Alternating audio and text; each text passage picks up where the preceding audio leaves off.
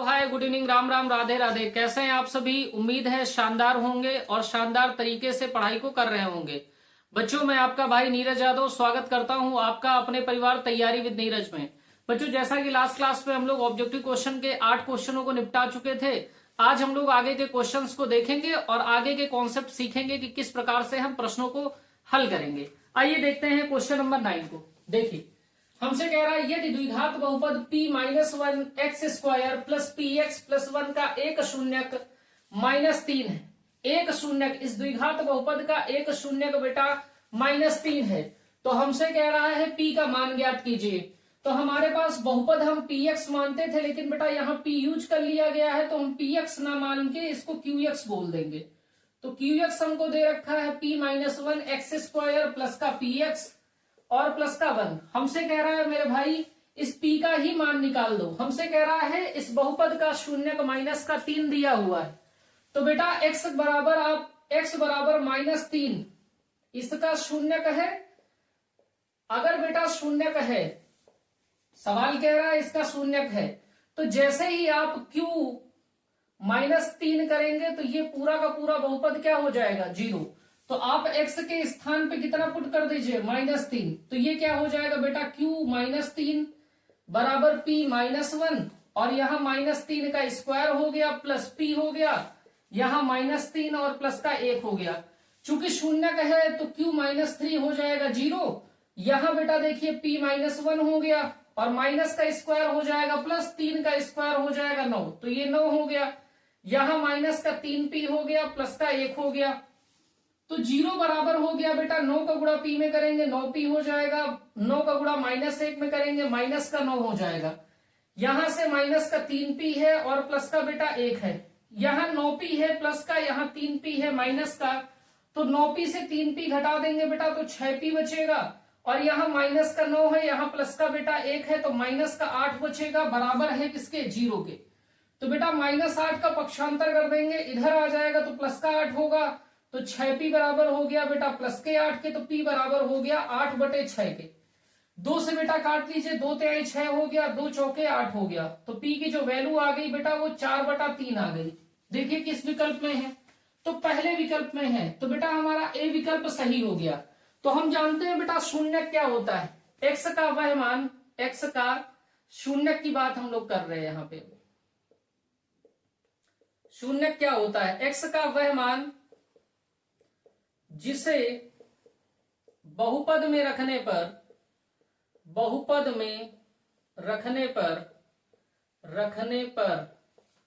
बहुपद का मान शून्य हो जाता है। बहुपद का मान शून्य हो जाता है, शून्य हो जाता है बहुपद शून्यक कहलाता है, शून्यक कहलाता है।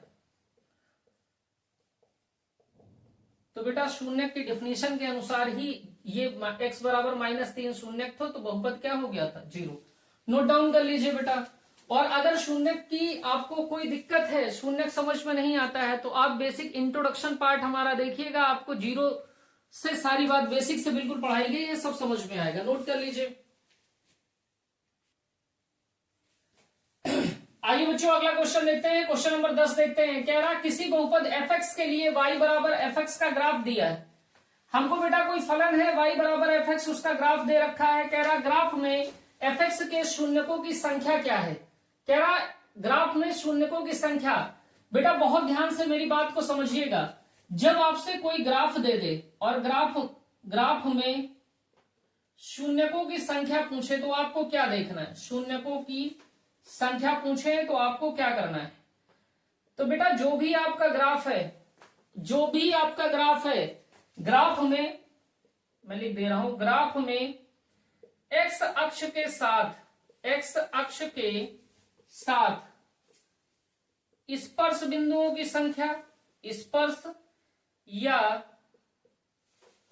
प्रतिच्छेद बिंदुओं की संख्या,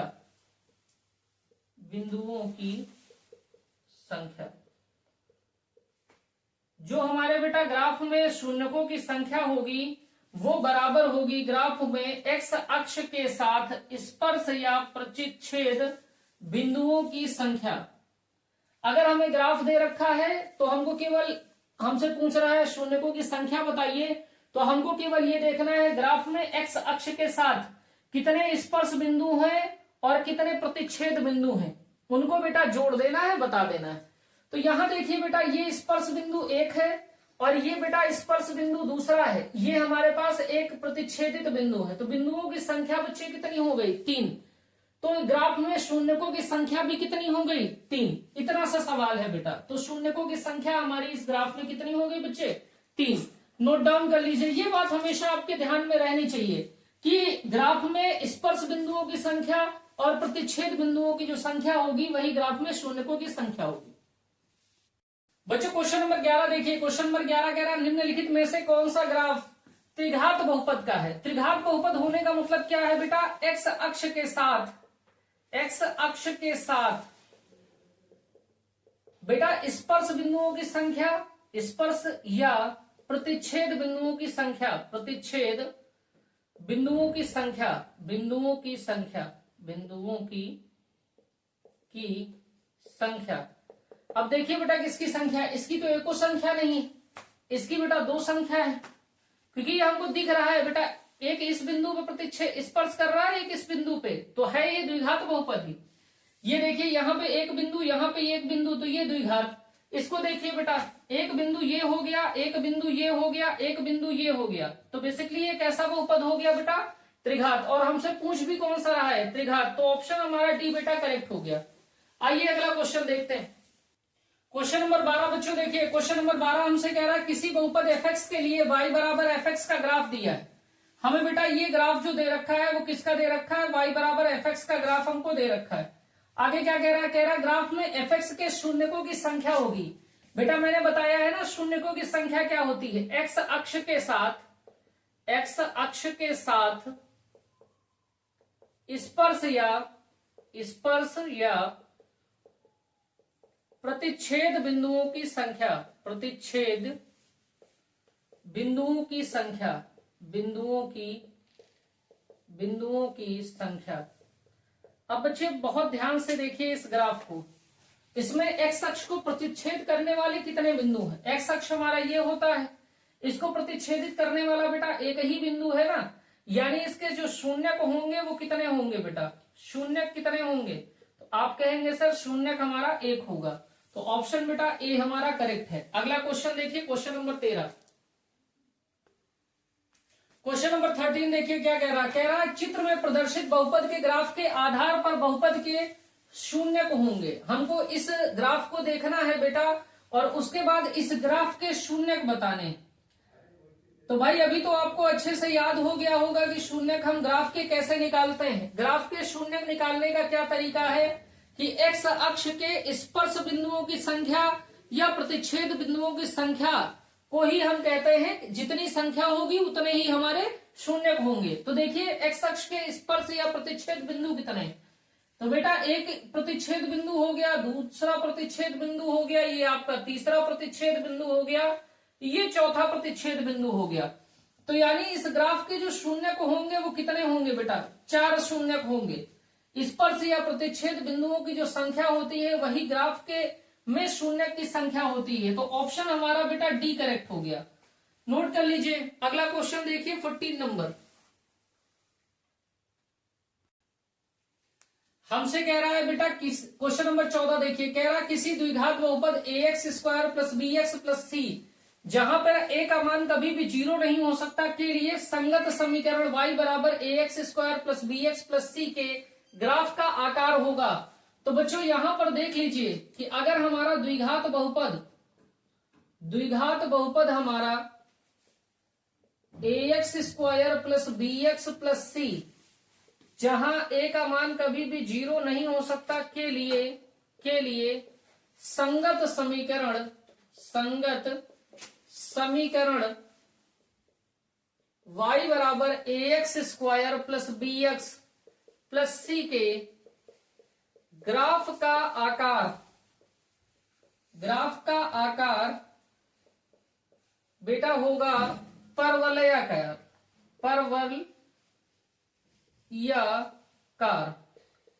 अब इस परवलयाकार में बेटा क्या होगा, परवलयाकार में अगर पहला कंडीशन देखिए, ए का मान बेटा 0 से ज्यादा होगा तो हमारा जो ग्राफ होगा वो इस प्रकार का होगा, है ना। इस प्रकार से आप कह सकते हैं ग्राफ हमारा इस प्रकार से होगा। ऐसे आप देख लीजिए बहुत ध्यान से, ग्राफ हमारा इस प्रकार का होगा बेटा, ठीक।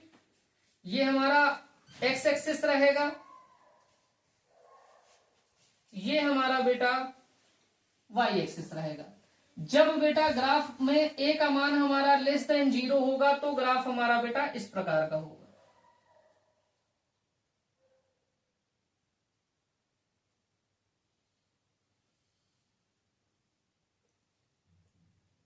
तो आप कह सकते हैं बेटा कि जब आपका पास द्विघात बहुपद a x square plus b x plus c, जहां ए का मान 0 नहीं होगा, संगत समीकरण के ग्राफ की बात करेंगे तो ग्राफ का जो आकार होगा बेटा वो परवलयाकार होगा। परवलयाकार आकार इसी प्रकार का होता है। परवलय आपका 4 प्रकार का होता है, एक धनात्मक एक्स अक्ष की तरफ खुलने वाला, एक ऋणात्मक एक्स अक्ष की तरफ खुलने वाला, एक धनात्मक वाई अक्ष की तरफ खुलने वाला, एक ऋणात्मक वाई अक्ष की तरफ खुलने वाला। तो उसमें ए ग्रेटर देन 0 रहेगा तो परवलय का आकार इस प्रकार का होगा, और ए लेस देन 0 रहेगा बेटा तो परवलय का आकार इस प्रकार का होगा। तो हमसे ये नहीं पूछ रहा कि ए ग्रेटर देन 0 पे बताइए या ए लेस देन 0 पे बताइए, मैंने आपको ये चीज बता दी। हमसे पूछ रहा आकार कैसा होगा बेटा, तो आकार हमारा परवलय के आकार का होगा। तो ऑप्शन क्वेश्चन नंबर 14 का ऑप्शन नंबर सी हमारा करेक्ट है। और ये बहुत इंपॉर्टेंट क्वेश्चन है, 2020 में भी आया है और 2024 में रिपीट किया है इसको बोर्ड ने, नोट डाउन कर लीजिए बच्चों। बेटा क्वेश्चन नंबर 15 देखिए, क्वेश्चन नंबर 15 हमारा कह रहा एक द्विघात बहुपद के शून्यकों का योग तथा गुणनफल क्रमशः 1 तथा 1 है तो बहुपद होगा। हमको बेटा यहाँ पे वो फार्मूला अप्लाई करना है बहुपद का, बहुपद का फार्मूला अप्लाई करना है। और बहुपद का फार्मूला कब अप्लाई करना है, जब शून्यांकों का योग हमको दिया है और शून्यांकों का गुणनफल दिया है। तो फार्मूला क्या होता है बेटा, बहुपद बराबर के x square minus x alpha plus beta यानी शून्यकों का योगफल और प्लस अल्फा बीटा यानी शून्यकों का गुणनफल। ये हुआ है बेटा क्या, शून्यकों का योगफल, शून्यकों का योगफल। और आगे बेटा हमको अल्फा बीटा दे रखा है, ये है बेटा आपके शून्यकों का गुणनफल। बहुपद बराबर क्या होता है कि ब्रैकेट में x square minus x alpha plus beta plus alpha beta. हमको यहाँ पे बेटा क्या दे रखा है, हमसे कह रहा द्विघात बहुपद के शून्यकों का योग और गुणनफल क्रमशः 1 तथा 1 है। यानी हमको दे रखा है अल्फा प्लस बीटा बेटा 1 और अल्फा मल्टीप्लाई बीटा दे रखा है 1। हमको बहुपद पूछ रहा है, बहुपद पूछ रहा है बेटा। तो बहुपद बराबर के x square minus x alpha plus beta यानी शून्यकों का योगफल और प्लस बेटा अल्फा बीटा यानी शून्यकों का गुणनफल। तो के तो हमारी एक वास्तविक संख्या होती है, उसको बाद में एडजस्ट कर लेंगे। एक्स स्क्वायर हो गया माइनस एक्स हो गया, अल्फा प्लस बीटा 1 है तो बेटा 1 हो गया, और अल्फा मल्टीप्लाई बीटा 1 है तो ये भी 1 हो गया। तो ये बच्चे के हो गया, एक्स स्क्वायर हो गया, 1 का एक्स में माइनस एक्स में गुणा करेंगे तो माइनस एक्स हो गया, प्लस का 1 हो गया। अब के वास्तविक संख्या है तो हमने मान लिया के बराबर 1, तो ये हो गया 1 और ब्रैकेट में x square minus x plus का 1, और बेटा 1 से गुणा करेंगे तो ये x square minus x plus का 1 ही रहेगा। तो हमारा जो बहुपद आ गया वो बच्चे x square minus x plus का 1 है। तो ऑप्शन आप देख लीजिए, x square minus x plus 1, x square minus x plus 1। तो ऑप्शन हमारा बच्चे ए करेक्ट हो गया। क्वेश्चन नंबर 15 को आप नोट डाउन कर लीजिए। आगे हम लोग क्वेश्चन नंबर 16 देखते हैं।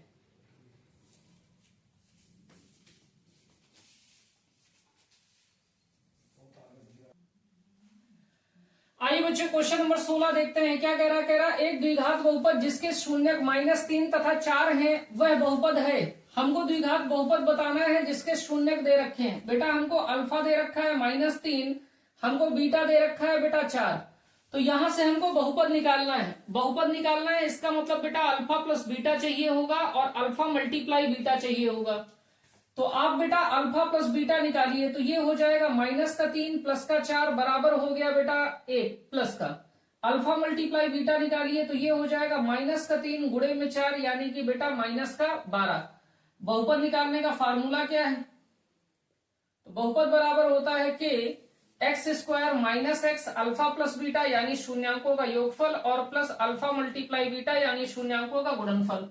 तो ये हो गया बेटा कि x² हो गया माइनस एक्स हो गया, अल्फा प्लस बीटा की वैल्यू 1 है तो 1 रख दीजिए, अल्फा मल्टीप्लाई बीटा की वैल्यू रखिए, तो ये -12 है तो ये -12 हो गई बेटा। ये k हो गया, x² हो गया, x माइनस एक्स का गुणा 1 में कर देंगे तो -x हो गया, प्लस का -12 में गुणा करेंगे तो बेटा यहां से -12 आ जाएगा। k का मान आप मान लीजिए, k हमारी वास्तविक संख्या होती है उसको हमने 1 मान लिया, तो हमारा बहुपद आ गया x² माइनस एक्स -12।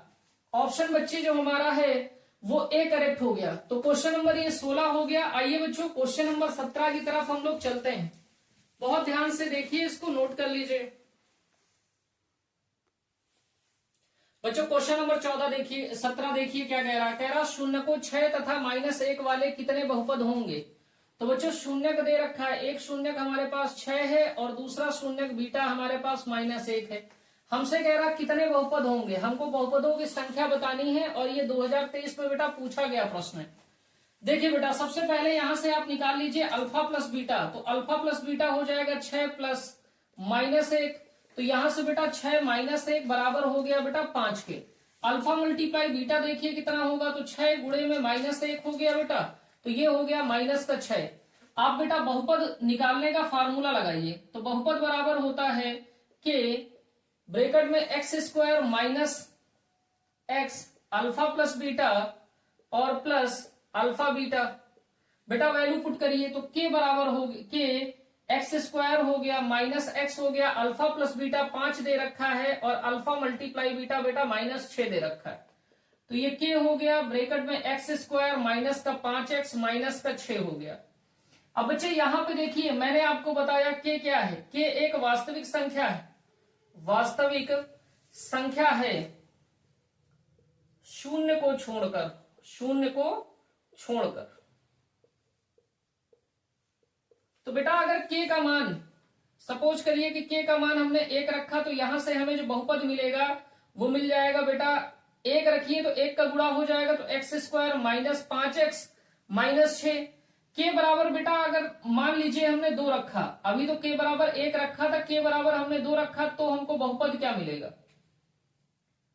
बच्चों 2 से गुणा करिए तो ये हो गया 2x² माइनस का 10x माइनस का 6 दूनी 12। k का मान बेटा आप 3 रख दीजिए, तब क्या मिलेगा, तो ये हो जाएगा बेटा 3x² माइनस 5 3 15x माइनस 6 3 18।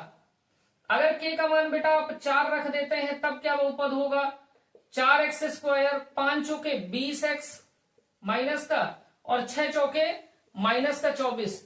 यानी k की तो वास्तविक संख्या है, k एक वास्तविक संख्या है और वास्तविक संख्या बेटा कहां से कहां तक, -इनफाइनाइट से +इनफाइनाइट तक लेनी है, लेकिन शून्य को केवल छोड़ देना है। तो हम कहेंगे k के जितने अलग अलग मान निकालेंगे उतने अलग अलग बहुपद आ जाएंगे। तो अब इसकी बेटा जो बहुपद की संख्या हो सकती वो तो अनंत हो सकती है ना, अनंत हो सकती है। लेकिन विकल्प में देखिए क्या दे रखा है, हमसे कह रहा क्या 1 होगी, क्या 2 होगी, क्या 3 होगी, क्या 3 से अधिक होगी।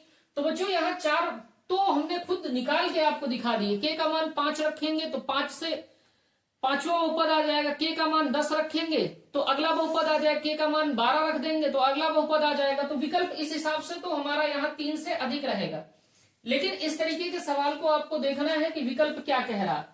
अगर विकल्प बच्चे अनंत होता तो हमारा सवाल का सही जवाब अनंत होता, लेकिन यहाँ विकल्प दे रखा 3 से अधिक। 3 से अधिक का मतलब मोर देन 3, 3 से ज्यादा कुछ भी हो सकता है ना, तो ये कह रहा है। तो इसी के साथ बेटा प्रश्नों की ये श्रृंखला समाप्त होती है। तो ये चैप्टर के ऑब्जेक्टिव क्वेश्चन यहां से बच्चे बाहर नहीं आएंगे। अगर कहीं से कोई संभावना होगी तो अंत में मैं ऑब्जेक्टिव की जो सीरीज कराऊंगा उसमें आपको एड ऑन कर लूंगा। तो अभी के लिए इतना आप पढ़ते रहिए। अगर कहीं कोई डाउट हुआ है तो उसको आप कमेंट बॉक्स में लिखिएगा। तो आज की क्लास यहीं तक बच्चों, जय हिंद।